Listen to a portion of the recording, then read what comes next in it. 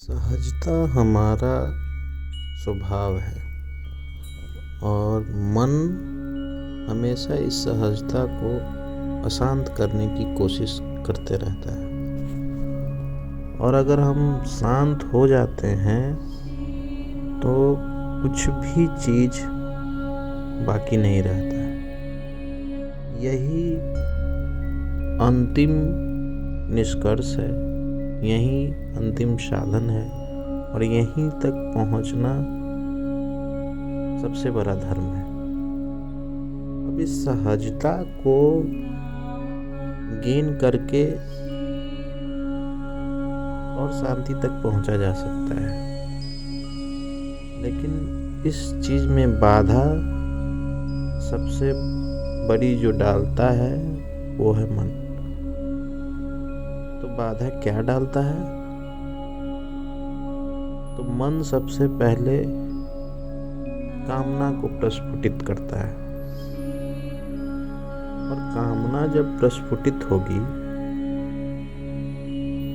तो दोनों चीज होगा, वो अच्छे के लिए भी होगा और बुरे के लिए भी होगा। अच्छा होगा तो फिर एक कामना प्रस्फुटित होगी, और बुरा होगा तो आदमी उसके जंजाल में फंस जाएगा। लेकिन अच्छा होने के बावजूद आदमी संतुष्ट नहीं हो पाता है। क्यों? क्योंकि ये जीवन पर्यंत कामना का चक्र चला रहता है। एक कामना पूर्ण हुई, फिर दूसरी कामना पूर्ण हुई, फिर तीसरी कामना। तो इसमें अपना सहज स्वरूप, विवेक सब मनुष्य खो देता है। उसे लगता है कि मेरा तो सब चीज सफल हो रहा है, मैं सही डायरेक्शन पे जा रहा हूँ, और उसे लगता है कि सब चीज हो रहा है उसके साथ।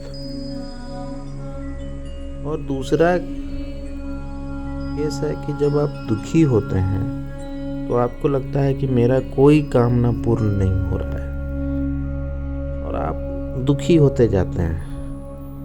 और फिर उस दुखी होने के कर्म में आप एक स्टेज आता है जहाँ पे आप समझते हैं कि आखिर ये हो क्यों रहा है। और उसी समझ को परमात्मा आपको अपने तरफ बुलाने के लिए देता है। तो उसकी कृपा रहती है जो आपको दुख होता है, और इस कृपा को समझ लेना ही हर मनुष्य का कर्तव्य है। तो आज इस परिचर्चा को आगे बढ़ाते हुए हम अपने सुंदरकांड की कुछ पंक्तियों से कुछ सहजता, कुछ शांति और अपने स्वरूप के बारे में विवेचन करेंगे। तो उस समय का ये लाइन है जब हनुमान जी अंदर घुस जाते हैं लंका में, और तब कुछ पंक्तियां हैं जिनको हम समझेंगे। मंदिर मंदिर प्रतिकर शोधा, देखे जहतः अगणित जोधा, गयु दशानुन मंदिर माही, अति विचित्र कहीं जात सुनाई। शयन किए देखा कपिते ही, मंदिर महु न दिखी पैदे ही, भवन एक पुनि दीख सुहावा, हरि मंदिर तहाँ भिन्न बनावा। उन्होंने प्रत्येक महल को देखा, उसमें खोज की सीता जी को, सीता जी कहीं दिख जाए। असंख्य योद्धाओं को देखा, और वे रावण के महल में भी गए, जो कि विचित्र था, उसका वर्णन नहीं किया जा सकता है। और रावण को उन्होंने सोते हुए भी देखा, परंतु महल में जानकी जी नहीं दिखाई दी। तो भवन एक पुनि दीख सुहावा, फिर एक सुंदर महल दिखाई दिया। वहां उसमें भगवान का एक अलग मंदिर बना हुआ था। राम आयुध अंकित गृह, शोभा बरनी न जाए। नौ तुलसी का वृंद तह, देखी हरस कपिराय। वो महल श्री राम जी के आयुध धनुष बाण के चिन्हों से अंकित था।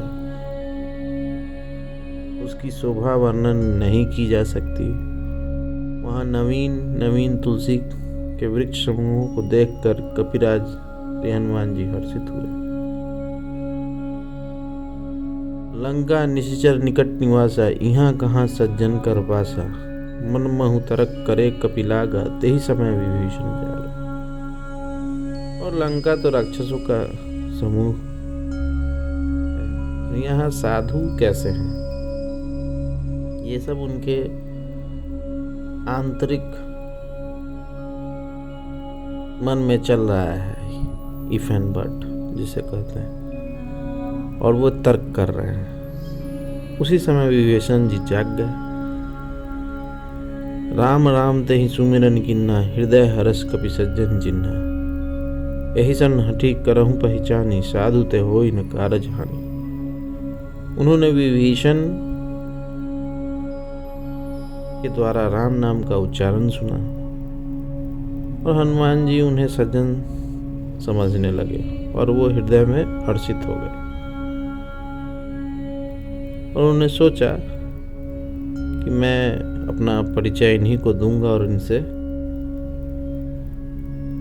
अपनी बात करूंगा, क्योंकि साधु साधुता को खोज लेता है, वो संत को खोज लेता है और साधु मिलने से लाभ ही होता है।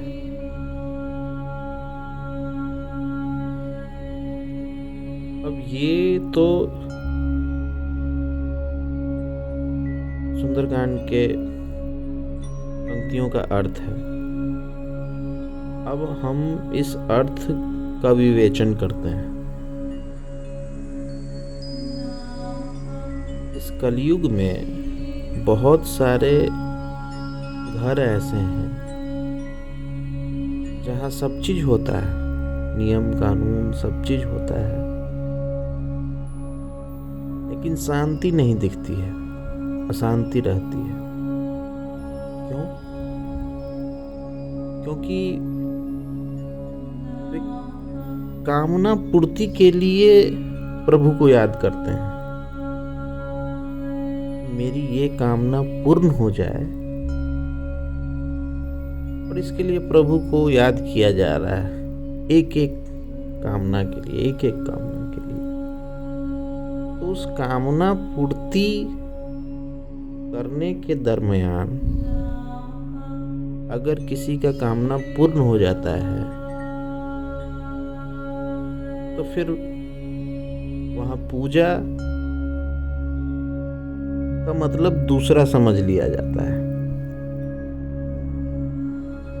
कि हाँ भाई, पूजा करने से मुझे ये प्राप्त हो गया, तो और पूजा करेंगे तो और ये प्राप्त होगा। ये खतरनाक है। प्राप्त तो तुम्हें है ही सब, तो वहां पे मंदिर जो पूजा का स्थल है उसको मंदिर कहते हैं। वो आपका घर हो सकता है, वो कहीं भी हो सकता है, जहाँ आपकी आस्था जुड़ी है वो मंदिर है। तो ऐसे जहाँ कामना पूर्ति के लिए पूजा किया जा रहा है, जहाँ प्रभु में विश्वास रखा जा रहा है ताकि मेरी इच्छा पूर्ति हो जाए, मेरी कामना पूर्ति हो जाए, तो वहाँ अशांति रहती है। पर ऐसा जगह जहाँ पे बिना किसी कामना, बिना किसी इच्छा, बिना किसी चीज के और प्रभु का स्मरण होता है, नाम जाप होता है, मंत्रोच्चारण होता है, बिना किसी औचित्य के, निस्वार्थ रूप से। निस्वार्थ रूप से मतलब प्रभु तो जिसने समझ लिया है वहीं पे ये पूर्णता हो सकता है। जिसने भी प्रभु को थोड़ा बहुत समझ लिया है वहीं पे निस्वार्थता पूर्ण पूजा हो सकता है। तो वैसा मंदिर जो होगा वही पूजा करने योग्य है। तो वही उस जगह पे हनुमान जी को विभीषण का घर ऐसा दिखता है जहाँ पे शांति दिखती है, वहाँ का शोभा अलग है। और जहाँ भी शांति दिखेगी उसको बोलते हैं कि वो जगह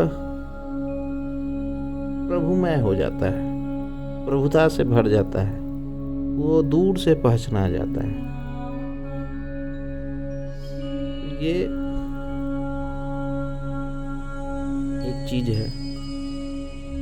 और इसमें क्या होता है, इसी चीज को खोजते खोजते हनुमान जी रावण के यहाँ भी जाते हैं, रावण को सोते देखते हैं। रावण के घर में भी मंदिर रहता है, लेकिन कहा जाता है रावण ने तो अपने कामना के लिए सारे चीजों को अपने पास ही रख लिया था। वो भी बहुत बड़ा भक्त था, शिव का भक्त था, तो उसे सारी चीजें प्राप्त थी, लेकिन तभी भी वो असंतुष्ट था। तो उस असंतुष्टता को देखा। तुलसीदास जी ने इन पंक्तियों में ये तो लिख दिया कि वो सीता जी का खोज करने गए थे, लेकिन जो बातें गूढ़ थी उनको बता दिया है। हाँ भाई, वो मंदिर को, सब मंदिरों को देखा, सब घरों को देखा, सब जगह अशांति दिखी, वहाँ पे हनुमान जी नहीं रुके। हनुमान जी रुकते कहाँ हैं? तो विभीषण के यहाँ। विभीषण कौन है? तो विभीषण प्रभु को थोड़ा बहुत जानने वाला एक मनुष्य है।